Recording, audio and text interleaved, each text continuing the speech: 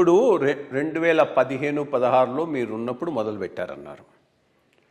ఇప్పుడు 2026లో ఇంకా దీనిని మనం ఒక ఇష్యూ కింద డిస్కస్ చేస్తూ ఉన్నాం. ఇంత డిలే కావటానికి కారణాలేంటి? అంటే ఫిబ్రవరి 2016లో మనం పర్మిషన్ ఇచ్చినాం. ఇది ప్రీ ఫైలింగ్ కమిటీ చాలా మన 3 times మన సైట్ విజిట్ చేసినాము.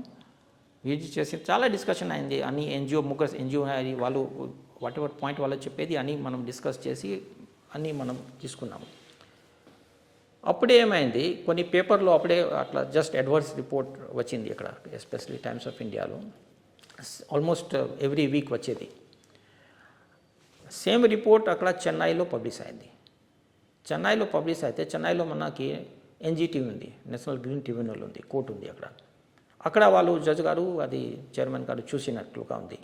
చూసిన తర్వాత ఆయన సుమోటోగా కేసు తీసుకున్నారు.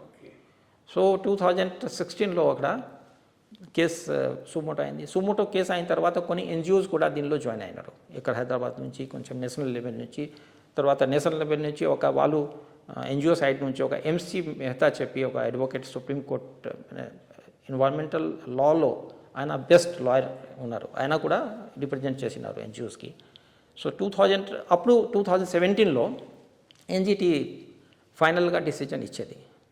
మీరు ఎన్జిటి జడ్జ్మెంట్ చదివితే చాలా క్లియర్గా, సూక్ష్మంగా ఈచ్ పాయింట్ వాళ్ళు డిస్కస్ చేసి అది క్లియర్ రీజన్స్, చాలా రీజన్ జడ్జ్మెంట్ ఉంది అని నేను చెప్పినట్లుగా పొల్యూషన్ ఎట్లా తగ్గిపోతుంది, ఏమవుతుంది, అన్ని డిస్కషన్లో వచ్చింది. అప్పుడు వాళ్ళు క్లియర్ చేసినారు. తర్వాత బహుశా సైమల్టేనియస్గా కొంతమంది అక్కడ హైకోర్టుకి వచ్చినారు. హైకోర్టులో కూడా స్టే ఏదో వచ్చింది.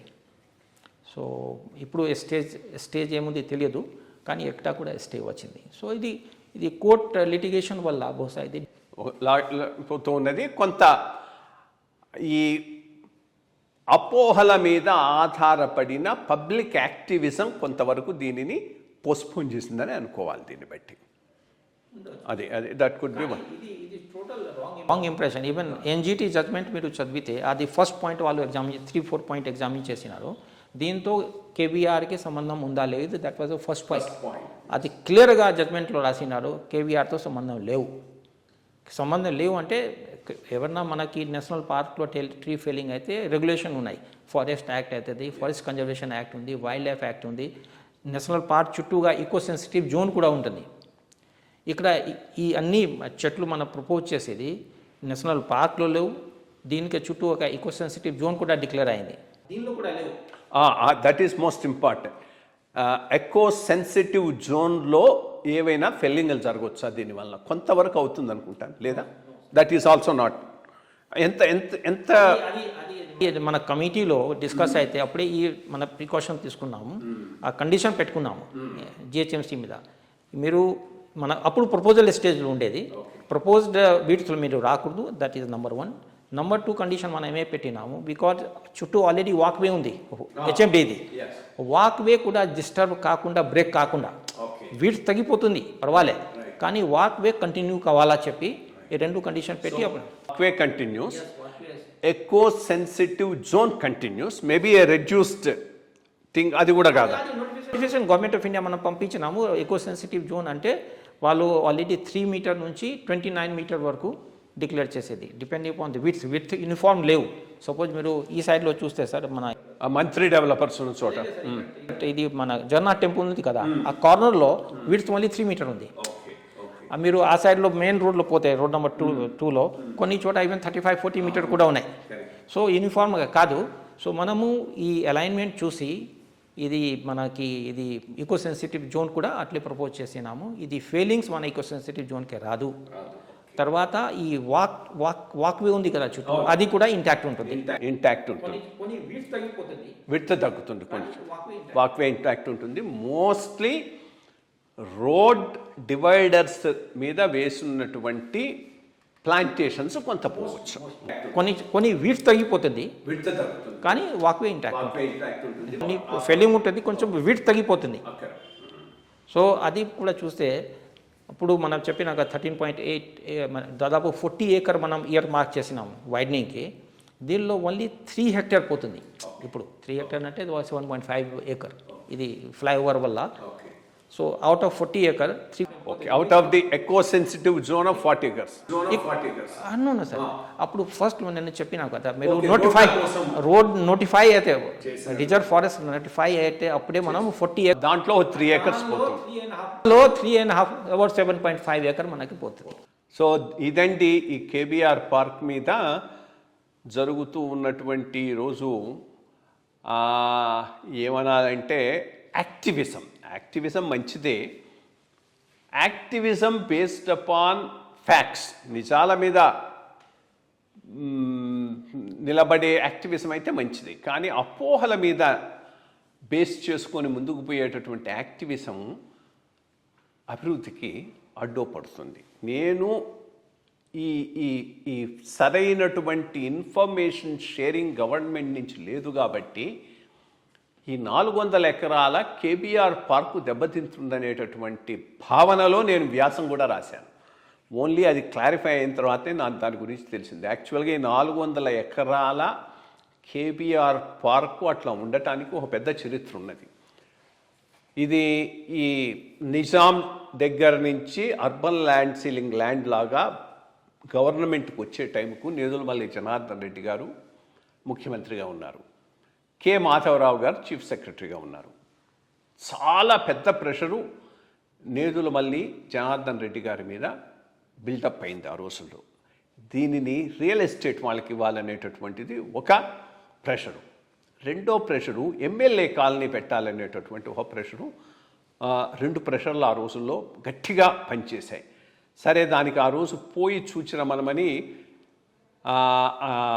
ఫైనాన్స్ మినిస్టర్ కె రోసయ్య గారు చెప్తే ఆయన విజిట్ చేసి వచ్చి లేదు ఇది ఇట్లాగే కంటిన్యూ చేయటం ఉత్తమం అని అంటాం. దానికి ఆయన ఒప్పుకొని ఈ ప్రెషర్స్ని తట్టుకొని, ఇన్ఫ్యాక్ట్ అప్పుడు ప్రణబ్ ముఖర్జీ గారు నాకు తెలిసి ఫైనాన్స్ మినిస్టర్గా గవర్నమెంట్ ఆఫ్ ఇండియాలో ఉండేవాడు. దానిని ఒక ఎక్స్క్లూసివ్ జోన్ కింద ఉంచేశాడు. ఆ పైన వచ్చినటువంటి విజయభాస్కర్ రెడ్డి గారు ఇట్లా ఉన్నా కానీ, అప్పుడు ఆంజనేయ రెడ్డి గారు వీళ్ళు వారి దగ్గర ఉండి ఇట్లా ఉన్నా కానీ ఇది ఎవడో కొట్టేస్తాడు, దీన్ని ఫారెస్ట్ కింద డిక్లేర్ చేస్తేనే దీనికి భవిష్యత్తులో ఎవరు టచ్ చేయరని ఫారెస్ట్ కింద, నేషనల్ పార్క్ కింద దీన్ని డిక్లేర్ చేయటం జరిగింది. సో ఈరోజు జరుగుతున్నటువంటి ఈ కార్యక్రమం దీని చుట్టూ జరుగుతున్నదే కానీ దీని లోపలికి రాదు. ఈ 400 ఎకరాల కేబీఆర్ పార్క్ ఎట్లా ఉందో అట్లాగే ఉంటుంది. దీని చుట్టూ ఉన్న ఎకో సెన్సిటివ్ జోన్ కూడా అట్లాగే ఉంటుంది.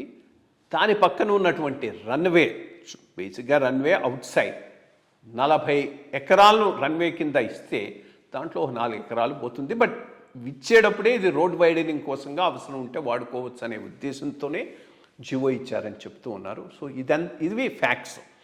మొత్తం కేబీఆర్ పార్క్ని అంతా కొట్టేస్తున్నారు, దాని మీద నుంచి ఫ్లైఓవర్లు వచ్చేస్తాయి, దీనివల్ల మొత్తం అంతా ఈ లంగ్ స్పేస్ పోతుంది అనేటటువంటిది భావన ఒకటి. మరి extra activism of the press, because ప్రెస్లో కూడా మళ్ళా డ్యూటీ ఫ్యాక్ట్స్ని తెలియజేయటం, దాన్ని ఒక సెన్సేషనలైజ్ చేయటం అనుకుంటే then we go nowhere. And దానివల్ల ప్రాబ్లమ్స్ వస్తున్నాయి. మొన్న నేను వస్తూ ఉన్నా కానీ అక్కడంతా క్యాండిల్ విజిల్స్, ఐటీ వాళ్ళందరూ అక్కడ నిలబడటం ఇది చూసి ఈ ఇష్యూను సరిగ్గా ఎక్స్ప్లెయిన్ చేసుకోలేకపోబట్టి ప్రభుత్వం కొంత బ్యాక్లాష్ను ఈ ఇష్యూ మీద చేస్తుంది. ఐ హోప్ ప్రభుత్వం కూడా ప్రోయాక్టివ్గా దీన్ని ఎక్స్ప్లెయిన్ చేసి ప్రజల ముందుకు తీసుకపోతే ప్రాబ్లమ్స్ లేకుండా త్వరగా ఈ ఫ్లైఓవర్ వర్క్ జూబ్లీ హిల్స్లో పూర్తి చేయొచ్చు. చాగారు చెప్పినట్టు in terms of carbon emissions reduced because of అక్కడ వెహికల్స్ ఐడ్లింగ్ చేయకుండా ఉండబట్టి చాలా రెట్లు carbon saving compare to what is being cut here. About 1300 trees. అవి ఏవి ఒరిజినల్గా ఫారెస్ట్లో భాగమైనటువంటి ట్రీస్ కాదు, సోషల్ ఫారెస్ట్రీ కింద షేడ్ కోసము రోడ్ డివైడర్ల మీద ఫారెస్ట్ డిపార్ట్మెంటు జిహెచ్ఎంసీ ప్లాంట్ చేసినటువంటి ట్రీసే పోతున్నాయి. కాబట్టి ఈ ప్రాజెక్ట్ ఇప్పుడు కూడా ఇది ఒకటి బ్రాడర్ ఇష్యూ ఉంది. పర్యావరణం, అభివృద్ధి, ఈ రెండింటికి ఒక సమతౌల్యం పెట్టుకొని ముందుకు పోవాల్సినటువంటి అవసరం ఉన్నది. ఏ పర్యావరణం ఎంతవరకు మనం సాక్రిఫైస్ చేస్తున్నాం, దానివల్ల బెనిఫిట్స్ ఏంటి, ఇవి దాన్ని అవుట్వే చేస్తాయా అనేటటువంటి దాని మీదే డెసిషన్ జరగాలి. ఈ కేసులో ఏ రకంగా చూసినా benefits outweigh the cost. Only thing is ప్రచారం మాత్రం సరిగ్గా జరగటం లేదు. Thank you. ఈ ఇష్యూను క్లారిఫై చేయడం కోసంగా వారిని అడిగిన వెంటనే వచ్చి ఎక్స్పర్ట్ అడ్వైస్ ఇచ్చినందుకు పీకే ఝా గారికి నా నమస్కారం.